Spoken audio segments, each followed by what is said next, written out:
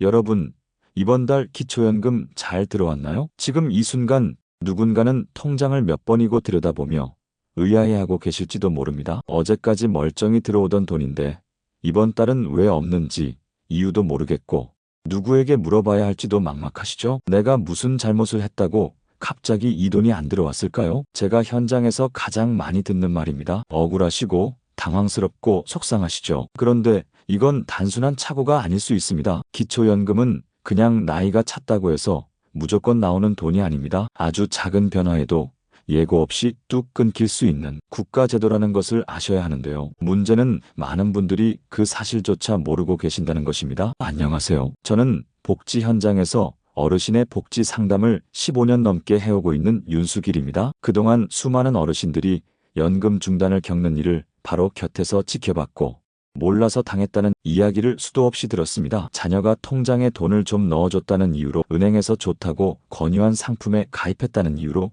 함께 사는 분이 있다는 이유로 연금이 끊겨버리는 일들이 정말 흔하게 일어납니다. 혹시 어르신께서도 겪고 계시진 않으신가요? 흔자서 어떻게 해야 할지 몰라 발만 동동거리고 있지 않으신가요? 오늘 영상을 끝까지 시청하시면 기초연금이 갑자기 멈추는 가장 흔한 3가지 이유부터 연금이 끊겼을 때 다시 받을 수 있는 방법까지 사례 중심으로 아주 쉽게 알려드리겠습니다. 잘 듣고 기억해 두셨다가 나를 위해서, 주변의 가족이나 지인을 위해서 꼭 쓸 수 있는 날이 있을 것입니다. 그러니 지금부터 집중해서 끝까지 들어주세요. 이 정보가 어르신의 연금을 지키는 첫걸음이 될 수 있습니다. 먼저 기초연금에 대해 간단히 알려드리겠습니다. 65세 이상 어르신들 중에서 수입이 적거나 가진 재산이 많지 않으신 분들께 나라에서 매달 드리는 용돈 같은 돈인데요. 연세도 많으시고 이제 일도 못하시니까 나라에서 조금이나마 도움드리는 마음으로 드리는 것이죠. 2025년 기준으로 보면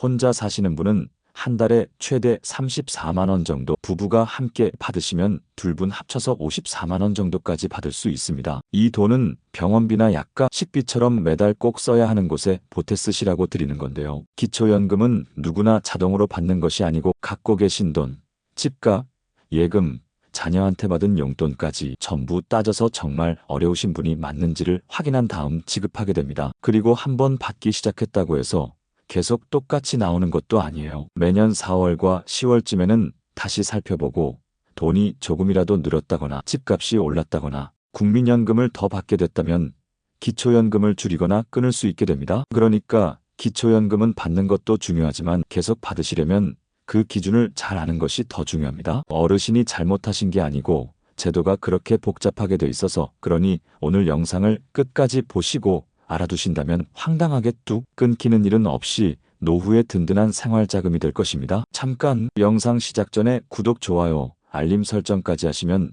더 유익한 정보를 많이 받을 수 있습니다. 제가 이 일을 하면서 가장 기억에 남는 분이 계시는데요. 전주에 사시는 75세 송갑수 어르신입니다. 어느 날 갑수 어르신께서 상담실 문을 조심스럽게 열고 들어오시더니 조용히 통장을 내미시며 이상하게 이번 달 연금이 안 들어왔어요. 뭐가 잘못된 건가요? 저는 통장을 살펴보다가 깜짝 놀랐습니다.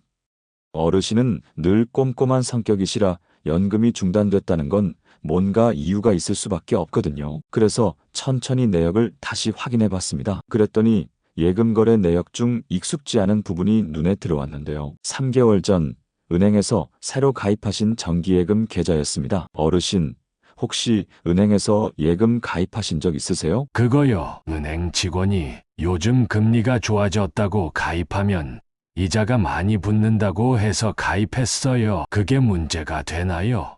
네, 그게 문제였던 것입니다. 어르신께서는 그저 몇만 원이라도 이자가 더 붙으면 도움이 되겠거니 하고 바꾸신 거였어요. 그 때문에 매달 3만 5천 원 정도 이자가 늘어났고 소득으로 인정되면서 기초연금 지급 기준을 넘겨버린 겁니다. 정확히는 소득인정액이라는 계산 기준인데요. 실제 소득에다 재산에서 나오는 예상 수익까지 더한 금액이 기준선을 넘으면 연금이 중단되는 구조입니다. 올해 단독 가구 기준으로는 월 213만 원인데 어르신은 기존에 210만 원 수준이셨거든요. 그런데 이자 3만 5천 원이 추가되면서 기준을 넘겨버린 상황인 것인데요. 결국 매달 받던 연금 32만 원이 뚝 끊겨버렸어요. 한 해로 따지면 무려 384만 원입니다. 저는 조심스레 설명을 드렸고 어르신은 말이 없으셨어요. 잠시 후 고개를 떨구시더니 좋다고 해서 바꾼 건데 조금이나마 생활에 보탬이 될까 싶어 가입했는데 이런 상황이 되었네요.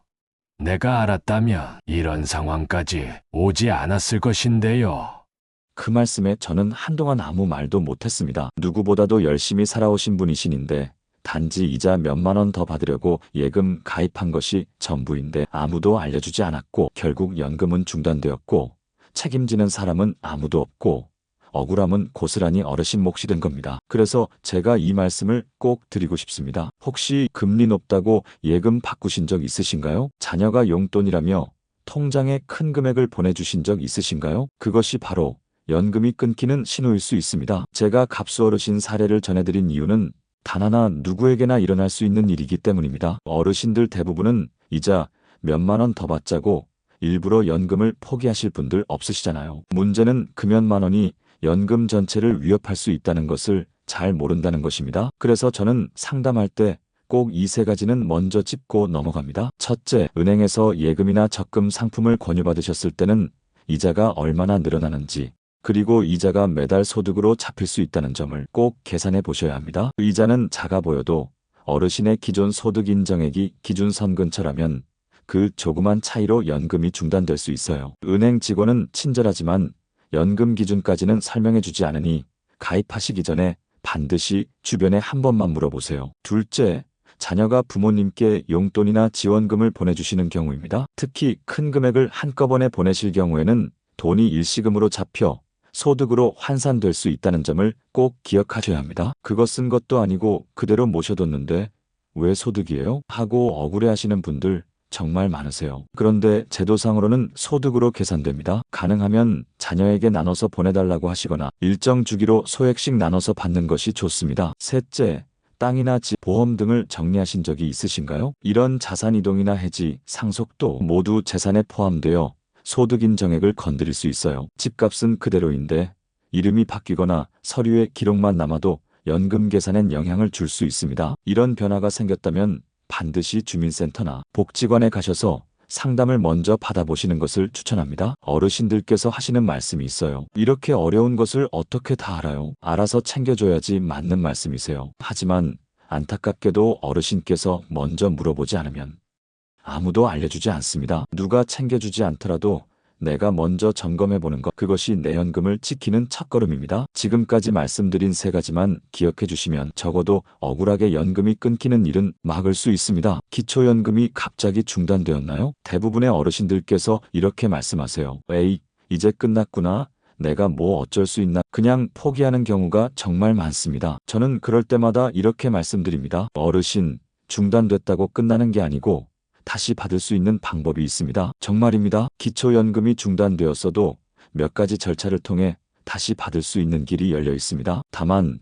대부분 이 사실을 모르시고 계실 뿐인데요. 그래서 오늘 꼭 알려드리려고 합니다. 첫 번째는 이의 신청입니다. 기초연금이 끊기고 나면 지급 중단 통지서가 나오는데요. 통지서를 받은 날로부터 90일, 3달 이내 이의 신청을 하실 수 있어요. 이때 중요한 건 그냥 억울해요가 아니라 어떤 사유 때문에 억울한지를 구체적으로 적으셔야 합니다. 예를 들어 자녀가 보낸 돈은 생활비 지원용이지 고정소득이 아닙니다라든가 예금 이자는 일시적인 것이며 연금 기준 초과는 일시적 현상입니다. 이런 식으로 이유를 분명히 밝히셔야 해요. 두 번째는 재신청입니다. 소득이나 재산 상황이 다시 기준 이하로 내려가면 언제든지 다시 신청하실 수 있어요. 예를 들어 자녀의 지원이 끊겼다든지 예금을 해지하셨다든지 생활 형편이 변하셨다면 재신청 자격이 됩니다. 한번 중단됐다고 다시는 못 받는 게 아니에요. 기준만 충족되면 얼마든지 다시 신청 가능합니다. 세 번째는 소득 구조 조정입니다. 가족과 상의해서 지원 방식을 바꾸는 것도 한 방법인데요. 예를 들어 매달 현금으로 30만 원을 보내주던 것을 생필품으로 보내준다든지 일정 금액을 계좌로 넣는 대신 같이 가서 장을 보는 방식입니다. 이렇게 하면 어르신 통장에 돈이 직접 들어오지 않기 때문에 소득으로 잡히지 않게 됩니다. 마지막으로는 전문가 도움받기입니다. 혼자 고민하시기보다는 가까운 주민센터나 복지관, 국민연금공단에 직접 문의하시는 것이 좋습니다. 그곳에는 정말 친절하고 성실한 상담사들이 계시거든요. 상황만 말씀해 주시면 어떤 방법이 있는지, 서류는 뭘 준비해야 하는지 자세히 알려주십니다. 78세 정할머님은 아들이 준 돈 때문에 연금이 끊기셨던 분인데요. 저와 함께 이의 신청을 준비하셔서 다시 연금을 회복하셨습니다. 처음엔 너무 절망스러워 하시다가 나중엔 이런 말씀을 하셨어요. 그냥 포기했으면 이 돈도 못 받을 뻔했네요. 여러분, 처음부터 포기하지 마세요. 기초연금은 혜택이 아니라 권리입니다. 제가 복지 상담을 하다 보면요, 재혼하신 어르신들 중에 연금이 갑자기 줄었다며 황당해 하시는 분들이 꽤 많으세요. 그 중에서도 오래도록 기억에 남는 분이 계신데요. 68세 김할머님이십니다. 홀로 사신 지 5년째 되던 해에 70세 김할아버지와 조용히 혼인신고를 하셨습니다. 혼자보단 둘이 좋잖아요. 같이 밥 먹고 같이 말 나눌 사람이 생기니까 참 좋아요. 그렇게 말씀하시던 할머니 얼굴이 얼마나 환하고 따뜻했는지 몰라요. 그런데 몇 달 뒤 그 밝던 얼굴이 걱정으로 가득해져서 다시 저를 찾아오셨어요. 아니, 선생님 저 연금이 줄었어요. 혼자 살 땐 매달 32만 원 받았는데 재혼하고 나니까 10만 원으로 줄었대요. 이게 무슨 말이에요? 그 상황을 설명해 드리면서 저도 속이 상했습니다. 기초연금은 가구 단위로 계산되기 때문에 혼자 사시면 단독 가구 기준으로, 부부가 되면 부부 가구 기준으로 바뀌게 되거든요. 부부가 되면 소득 과재산이 합산되기 때문에 기준선도 달라지게 되고 경우에 따라 연금이 깎이거나 아예 중단되는 경우도 생기게 됩니다. 김할머니는 혼자 계실 때는 월소득 인정액이 180만 원 정도였는데요. 단독 가구 기준선인 213만 원보다 낮아서 연금을 모두 받을 수 있었습니다. 그런데 재혼 후 남편분 소득 과재산이 합산되면서 부부 가구 기준선인 340만 원을 넘기게 된 거예요. 그 결과 연금이 12만 원이나 줄어들게 된 거죠. 할머니께선 너무 억울해 하셨어요. 결혼하면 연금 줄어든다는 말 아무도 안 해요. 구청에서도 그런 얘긴 없었는데요. 행복하려고 결혼한 건데 이게 무슨 일인 걸까요? 저는 그런 말씀 들을 때마다 참 마음이 아파요. 단지 혼인신고 하나로 마치 어르신들의 행복에 벌금이 붙은 것 같은 제도, 누군가 미리 알려드렸다면 감액되더라도 알고 준비하고 선택하셨을 텐데 말입니다. 그래서 저는 꼭 말씀드립니다. 혹시 재혼을 고민하고 계신 어르신이 계시다면 혼인신고, 전액 복지 담당자에게 연금 영향이 있는지 미리 상담을 받아보세요. 혼인신고가 무조건 나쁜 건 아닙니다. 다만 준비 없이 하면 마음이 상할 수 있기 때문에 미리 알아두시는 게 가장 중요합니다. 재산이나 소득을 따로 관리하시는 방법도 있으니 그런 부분까지 전문가와 상의하시면 방법은 충분히 있습니다. 어르신의 사랑과 행복이 제도 앞에서 꺾이지 않도록 저희가 도와드릴 수 있습니다. 혹시 그것 알고 계셨나요? 혼인신고를 하지 않았는데 같이 살고만 있어도 연금이 줄어든다는 사실, 많은 어르신들께서 이 부분은 정말 예상하지 못하시더라고요. 우린 혼인신고 안 했어요. 법적으로는 부부가 아니니까 문제 없겠죠? 이렇게 말씀하시지만 실제로는 그렇지가 않습니다. 제가 만난 박할머니 사례입니다. 올해 76이신 박할머니는 3년 전부터 같은 나이의 김할아버지와 함께 살고 계신데요. 각자 자녀들이 있어서 결혼식도 안 올리고 혼인신고도 하지 않으셨어요. 그런데 지난달 박할머니께서 깜짝 놀라 찾아오셨어요. 이상하게 연금이 반으로 줄었어요. 이유를 물어보니까 사실혼 판정 때문이래요. 도대체 그게 뭔가요? 제가 확인해보니 국민연금공단에서 생활실태조사를 나왔더라고요. 공동통장, 같은 주소지, 공과 금공동납부 이런 자료들이 있었고 이웃주민들도 두 분이 사실상 부부처럼 살고 있다고 증언하셨대요. 결국 서류상으론 부부가 아니지만 실제 생활 형태가 부부와 같다고 판단되어 사실혼으로 분류되신 겁니다. 이게 무슨 말이냐고요? 혼인신고를 하지 않았는데도 국가에서는 부부로 간주한 거예요. 부부 가구 기준을 적용해서 연금을 감액한 겁니다. 박할머니는 정말 황당해 하셨어요. 같이 사는 게 죄예요? 그럼 그냥 혼자 외롭게 살아야 하나요? 그럼 연금은 그대로 나오나요? 저도 마음이 참 안 좋았습니다. 외롭지 않으려고 의지할 사람이 생긴 것이 그렇게 큰 잘못은 아니잖아요.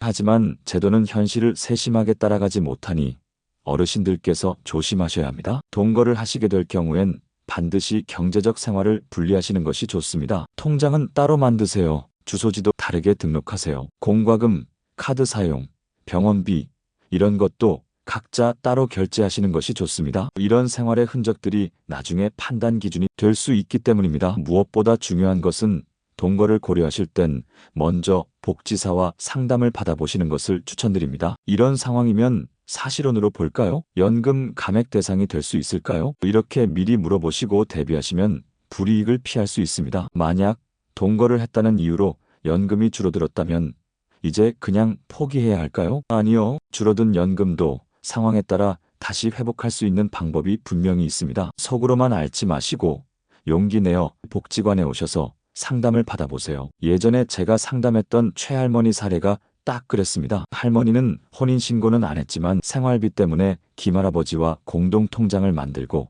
같은 주소로 전입신고도 하셨습니다. 편하자고 한 일이었죠. 어느 날 갑자기 연금이 반으로 줄고 나서야 문제가 있다는 걸 아셨어요. 나는 그냥 편하려고 같이 살았을 뿐인데 이게 이렇게 큰 문제가 될 줄은 몰랐어요. 그 말씀을 하실 때 할머니 표정이 참 안쓰럽기까지 했습니다. 그래서 저는 하나하나 방법을 안내해드렸습니다. 우선 공동통장은 바로 해지하시고 각자 명의로 새로 만들도록 도와드렸어요. 공과금도 분리하고 병원비와 식료품비도 각자 카드로 결제하시게 했죠. 주소지도 따로 옮기셨습니다. 이렇게 생활을 실제로 분리하고 나서 연금공단에 사실혼아님 확인 요청을 정식으로 제출하였습니다. 중요한 건 그냥 우리는 부부 아니에요라고 말로만 해서는 안 된다는 점이에요. 생활 형태를 바꾸고 그 증거를 갖춰야 인정이 됩니다. 제출 서류로는 각자 명의 통장, 공과금 납부 내역, 주소지 변경 사실 확인서 등을 함께 넣었습니다. 그리고 상담 내용과 통화 기록도 정리해뒀어요. 6개월 뒤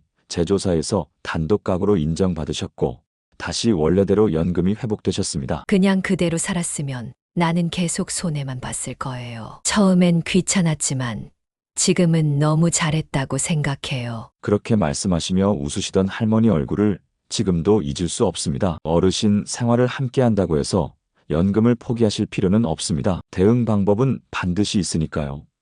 혼자 끙끙 앓고 계시지 마시고 주변 복지사나 연금공단에 도움을 요청하시면 됩니다. 그리고 꼭 기억하셨으면 하는 것은 상황이 바뀌면 언제든 다시 신청할 수 있습니다. 중단됐다고 감액됐다고 그게 끝이 아니에요. 대응하면 다시 받을 수 있고 포기하지 않으면 돌려받을 수 있습니다. 기초연금 상담을 하다 보면 정말 자주 듣는 사례가 있는데요. 자녀가 부모님께 생활비를 드렸는데 그게 오히려 연금을 끊는 원인이 된 이야기입니다. 며칠 전 정순자 할머니께서 상담실에 찾아오셨습니다. 선생님, 저 이번 달 연금이 안 나왔어요. 변한 것이 아무것도 없는데 왜 이럴까요? 할머니는 혼자 살고 계셨고 매달 기초연금으로 생활하고 계셨습니다. 그런데 통장을 살펴보니 한 달 전 아드님이 300만 원을 한꺼번에 입금하신 내역이 있었습니다. 그거요? 우리 아들이요. 이번에 보너스 좀 받았다고 보내줬어요. 평소엔 잘 못 주니까요. 그게 문제였던 것입니다. 자녀가 준 생활비가 정기적인 용돈이 아니더라도 통장에 들어온 이상 소득으로 간주될 수 있습니다. 특히 금액이 클수록 소득 인정액에 영향을 주게 되고 결국 기초연금 지급 기준을 초과하게 되는 거죠. 정할머니도 그로 인해 이번 달 연금이 중단된 것입니다. 아들이 도와준 것이 왜 문제가 되는 건가? 그 돈은 나중에 쓸 일 있을까 싶어 그냥 안 건드리고 놔뒀는데요. 할머니 말씀이 너무나도 속상했어요. 자녀가 부모를 돕는 건 당연하고 좋은 일이잖아요. 그런데 제도 안에서는 불이익이 되는 게 현실입니다. 그래서 저는 할머니와 함께 이의 신청을 준비했습니다. 아들이 준 돈이 정기적인 소득이 아니라 일시적이고 불규칙한 도움이라는 것을 서류로 설명드렸고 상담 내용도 정리해서 제출했습니다. 다행히 다시 연금을 회복하실 수 있었어요. 할머니는 그때 이렇게 말씀하셨어요. 아무것도 안 하고 그냥 속만 끓였으면 이 돈은 평생 못 받을 뻔했네요. 진작 물어볼 걸 그랬어요. 어르신, 혹시 자녀가 용돈을 주신 적 있으세요? 특히 큰 돈을 한 번에 보내셨다면 지금이라도 통장 내역을 한번 확인해 보세요. 그리고 자녀에게 미리 말씀해 주세요. 큰 금액보단 나눠서 조금씩 보내주시거나 식재료나 물품으로 보내주시는 것이 더 좋습니다. 어르신 통장에 돈이 직접 찍히는 것과 아닌 것은 제도상으로 큰 차이가 있습니다. 무심코 받은 도움이 기초연금을 끊는 원인이 되지 않도록 미리 조심하셔야 합니다. 말씀드린 대로 기초연금은 단순히 나이만 채운다고 끝까지 받을 수 있는 제도가 아닙니다. 작은 변화에도 언제든 끊길 수 있다는 점 꼭 기억하셔야 합니다. 자녀가 준 용돈, 예금이자 몇만 원, 국민연금 수령 시기, 같이 사는 사람과의 관계, 이 모든 것들이 연금 지급에 직접 영향을 준다는 사실 이제는 알고 계셔야 합니다. 특히 소득 인정액이라는 기준은 눈에 보이지 않기 때문에 본인은 그대로 사셨다고 생각하시는데도 어느 순간 그 선을 넘어서 연금이 중단되는 일이 생깁니다. 억울하시죠? 화도 나고 속상하시죠? 그런데 중요한 건 포기하지 않는 거예요. 중단 통지서를 받았다고 끝이 아닙니다. 이의 신청할 수 있고 상황이 바뀌면 재신청도 가능합니다. 방법은 분명히 있고 실제로 다시 연금을 회복하신 분들도 많습니다. 무엇보다 중요한 건 미리 알고 준비하는 것입니다. 변화가 생기면 혼자 고민하지 마시고 꼭 전문가에게 물어보세요. 주민센터, 복지관, 국민연금공단 모두 어르신을 돕기 위해 존재하는 곳입니다. 절대 혼자 끙끙 앓지 마세요. 작은 정보 하나가 어르신의 노후를 지킬 수 있습니다. 오늘 말씀드린 이 영상은 저장해 두셨다가 나중에 다시 보셔도 좋고요. 주변에 꼭 필요한 분들께도 공유하셔도 좋습니다. 어르신의 권리는 누군가 챙겨주는 것이 아니라 내가 먼저 지키는 것입니다. 그 길에 제가 조금이나마 도움이 되고 싶습니다. 오늘 영상이 도움이 되었나요? 그렇다면 구독과 좋아요, 알림 설정까지 하시면 앞으로도 더 많은 정보를 더 빠르게 어르신들께 정확한 정보를 드릴 수 있는 큰 힘이 됩니다. 오늘도 끝까지 함께 해주셔서 고맙습니다. 어르신의 노후가 언제나 평안하고 든든하시길 진심으로 바랍니다. 감사합니다.